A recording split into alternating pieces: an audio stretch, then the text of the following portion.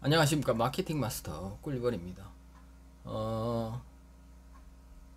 지난 시간에 이어서 오늘 동안 그 정리를 좀 해볼까 합니다. 알고리즘에 대한 강의를 계속 하고 있는데 오늘은 이러한 부분에서 정리를 하는 시간이라고 보시면 되겠습니다. 많은 분들이 이 영상을 보시는 분들 중에서도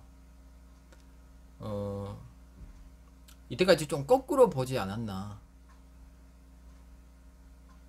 여러분들 굉장히 위험한 것을 배우고 있었다, 과거에는. 왜냐하면 포스팅을 하루에 한 개를 하는 것이 좋은 것인가, 아니면 글은 글자 수는 많이 들어가면 좋은 것인가, 제목은 길게 쓰는 것이 좋은가, 반복 문구는 몇 개를 쓰는 것이 반복 문구가 되고 유사문서나 중복 문서가 되는가, 사진은 물론 이러한 기준은 굉장히 또 중요하다고 생각을 합니다. 이러한 것 자체를 얘기하는 것이 아니라 여러분들께 이야기하고자 하는 내용은 우리가 각각의 모든 것을 하나씩 꺼내서 보면 다 중요하다. 하지만 우선적으로 우리가 해야 될 것들이 있다. 순서가 있다라고 보는 것이죠. 그래서 어쩌면 제 이러한 강의들이 일반적인 그 블로그 강의와는 좀 틀릴 수도 있다라고 보는 것입니다.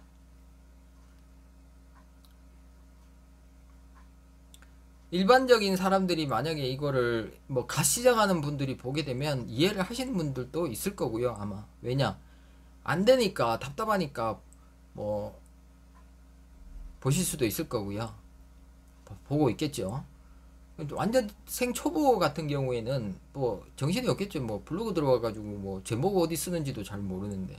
근데 결국에는 그러한 분들 정말 중요한 강의들인데 라는 생각이 좀 듭니다. 그래서 정리를 좀 해보면 알고리즘은 왜 나왔느냐, 네이버 포털 사이트 측의 존재의 가치에 대한 부분과 맞먹는다.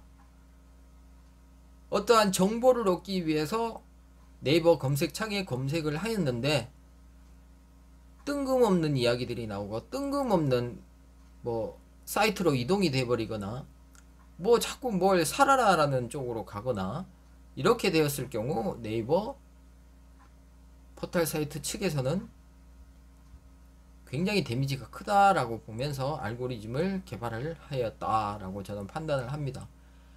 떠나가는 네이버를 에서 검색을 했던 사람이 자꾸 떠나가게 되니까 가치가 없는 거지. 그렇게 되면 광고를 해야 되는데 사람들이 막 섞여가지고 광고도 해야 되고 그 광고 속에서 이윤을 남겨야 되는데 왜 안 되면 사람이 없는데 어떻게 해? 사람 믿게 만들어야 되죠. 그럼 좋은 글을 생산해낼 수 있도록 찾고 있잖아요. 그러면 단 한 가지, 블로그는 그냥 정보를 써야 된다는 얘기예요. 독창적으로.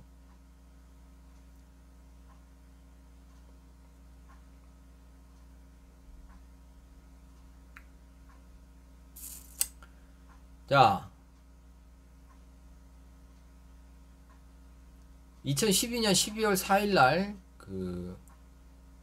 리브라 알고리즘이 적용이 되었다. 리브라 알고리즘은 선과 악을 판단하는, 나쁜, 좋은 문서를 판단하는 기준의 알고리즘이다.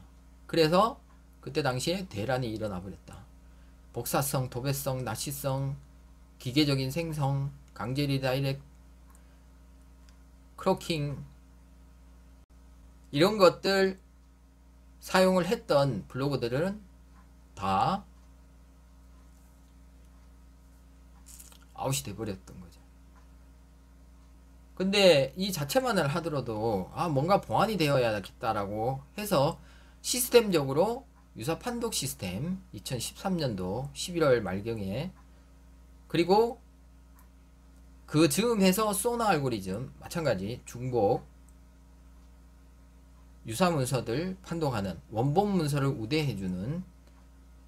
그런데 그 시점에서 우리가 한번 다시 생각해 보아야 할 것이, 그러면 유사한 문서들은 다 점수를 낮게 받느냐, 아니면 다 저품질이 걸리느냐? 아니다. 한 글에 한 내용을 두고 거의 비슷하잖아요. 내용을 쓰면 똑같지만 않으면 된다라는 우리가 추정을 할 수 있다. 그러면서 내가 좀 편안하게 독창적인 글을 쓸 수 있다. 이렇게 봐야 되는 거죠. 중복문서, 유사문서의 기준은 뭔가? 바로 여기에 해답이 있는 것이다 라고 저는 생각이 듭니다. 유사하다고 해서 다 적품질 시키고 다 줄 세우겠다 이거죠.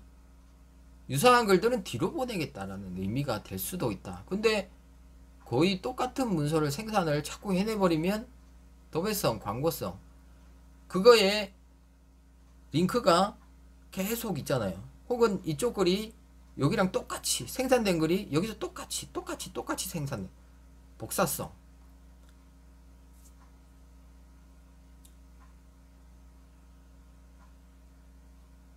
도배성, 뭐 이러한 글들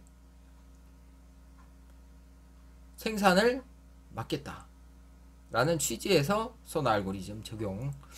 그 다음에 문서의 질에 대한 부분에서 테스트를 계속 했어요. 하니까 아무래도 카테고리 중에 주제를 어떤 하나를 정해서 꾸준하게 관심을 가지고 집중력 있게 이렇게 썼을 경우에 우대를 해주는 검색을 데이터를 확인을 해보니까 그런 글들이 굉장히 우대를 받더라. 그래서 출처에 대한 부분에서 점수를 많이 줬다. 관심이 가는 분야에 대해 여러가지 글을 쓰되 키워드를 좀 다양하게 연결을 좀 시키면서 써라. 뺑뺑 돌지 말고. 뺑뺑 돌면 최적화도 안되고 C랭크도 안된다. 전문 블로그도 안되고 최적화 블로그도 안된다. 그러면 우리가 벌써 나갈 방향이 또 추리가 되죠. 좀 다양하게 쓰면 다양하게 노출될 수도 있다라는, 꾸준하게 포스팅을 많이 해요. 그럼 포스팅을 많이 하려면 시간도 필요할 거고, 그죠? 그럼 자기가 선택해서 어떤 이렇게 좀 볼 수 있다. 그렇게 하니까, 아니 그러면 맨날 전문적인 생산을 하는 그런 블로그에서만 글이 노출이 된다. 그러면 신규 블로거들은 힘이 안 나죠. 전문 뭐 글 몇 개도 안 썼는데. 그러면 이 사람들은 이탈이 된단 말이에요. 이 사람은 혜택을 계속 누리고. 그러면 이 사람들이 안 좋은 게 이 글만 계속 들어가게 이 사람들이 또 하나의 권력을 장악할 수도 있다.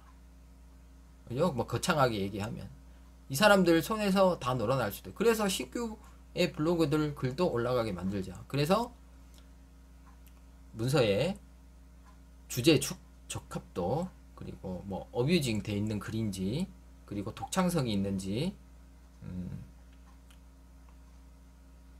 그리고 적시성, 시의성, 상황과 때가 맞는지, 그리고 경험적인 이 글들인지, 이런 것들이 보충이 되니까 실제로 테스트를, 알고리즘을 적용시켜서 결과값을 냈는데 C랭크가 높지 않는 글들도 노출이 된다. C랭크에 있는 글들은 노출되고 안 있는 글들도 노출이 되긴 되나? 좀 아무래도 조금은 밀리는 경향이 있지만 그래도 올라간다. 이런 식으로 순서를, 차별화를 뒀다. 그렇게 우리가 정리를 할 수 있는 것입니다.